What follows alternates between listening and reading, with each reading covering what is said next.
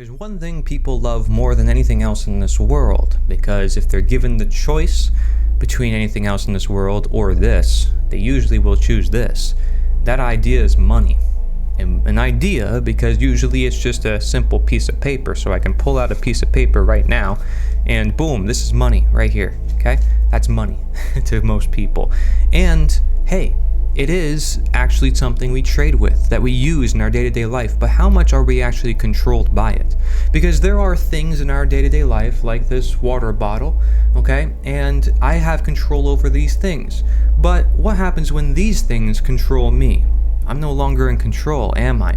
And so the same concept with ownership. If you don't own you, who owns you?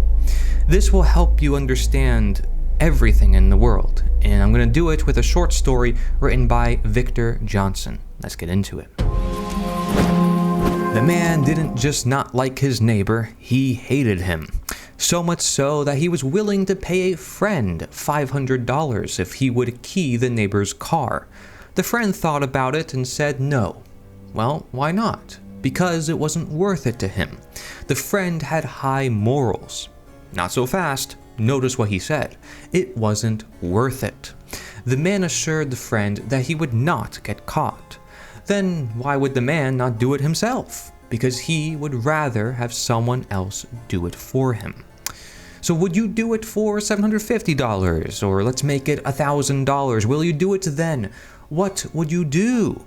It is sad what most people will do for money. If his friend is really a moral person, he would say no, regardless of the price, when asked why not.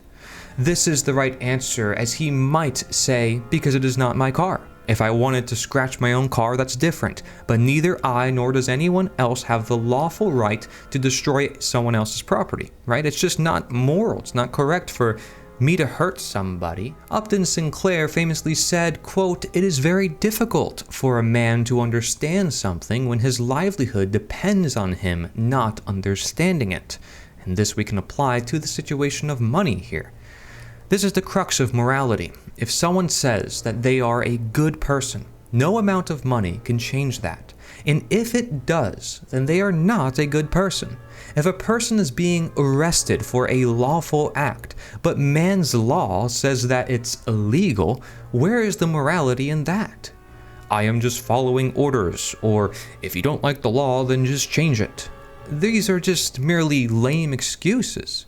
The arresting officer is just interested in a paycheck. He's not actually interested in justice. And we see this all around the world today. People will suppress their conscience and just do what they're told, disregard morality and what they know to be right and wrong, even though they know what is right and wrong. They know full-heartedly what they're doing and could be wrong. But instead then they'll just say, oh, well, I was told to do so. They kind of like push the responsibility off of them. We see this with the Stanley Milgram psychology experiments too. But this is within itself wrong because you are the one taking the action. You have to be responsible for your own actions. They're your own. So wait a minute here, right? What if a person offered me $20,000 to destroy someone's property? Couldn't I do the deed and then pay the person whose property I destroyed some of that money to repair the damages? Does that make it right? No, because you still do not have the right to destroy it in the first place. A right can never become a wrong, and a wrong can never become a right. If we distinguish, these are two separate terms. So do we prefer situation ethics where laws change with the situation, time, geography, the whims of the tyrant? Look where that has led. Look at Nazi Germany, look at Soviet Russia, and see what the whim of one person telling others how to live their lives, see where it can bring them. See where they say, hey, well, this is wrong, but it's okay because an authority says so. Does that make it right? The beauty of basic morality, or just not contradicting your morality, is that it never changes. That's what principle is. It is woven into the fabric of the universe, and one doesn't need to do anything, just stop doing immoral behavior. And there's very few things that people usually consider as immoral. You know, murder, theft, rape, assault, trespass, coercion, lying, right? The principle of natural moral law, as some people will call this, can be summed up in 3 words essentially. Do no harm, right? Voluntary action, right? Do no violence, however you want to say it. I mean, these are essentially very much one and the same. Easy to comprehend, understand, and apply in one's life if the love of money doesn't get in the way.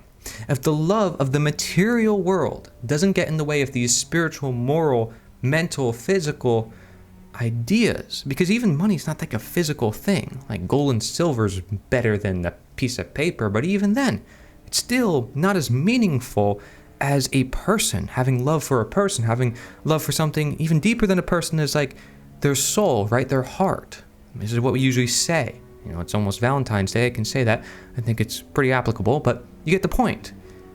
Do we care about people? Do we care about the world we live in? Because if we do, we're not going to give power to things that aren't really going to serve us, right? We won't be in a toxic relationship or be in an abusive relationship. We don't want that. But see, we have that every day with government. We have that constantly every time we partake in politics. We're voting somebody in office and we think they're going to do good, and then the next moment we find out, oh shoot, now we're part of the problem. And how could this be? How come every time we try to fix the problem, we end up with more problems? And then we say, well, there's a possibility that we can get someone in there that doesn't do what these other people do, but we still don't realize that we're putting somebody on a pedestal and giving them an authority higher than the rest of humankind. We're quite literally creating rights that don't exist, and we're creating inequality. And we're creating what is called statism, which is that which creates the state. Most people never heard of this. I'll put some questions on the screen for you. And really sit down and think about these questions.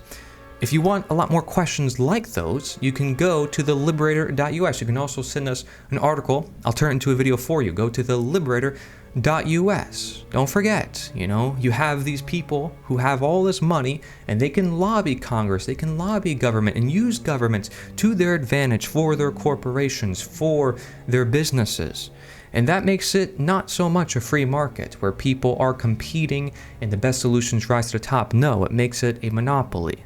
It makes it very much unfair for the mom and pop businesses that are trying to just get by in this world, These billionaires are paying off politicians, right? You have these lobbying groups. You see it constantly, and yet everybody's fighting each other while these people are throwing money to see who actually wins. It's quite funny. So we get ourselves in our own divide, and we don't see it in ourselves. We play that game that they want us to play.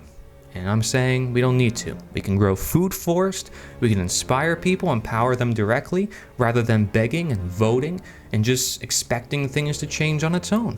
That's not going to be real freedom. And you can't just write freedom on a piece of paper and then boom, you're free. It doesn't work like that. So again, thank you, Victor Johnson, for this awesome short little story, and thank you everybody for watching.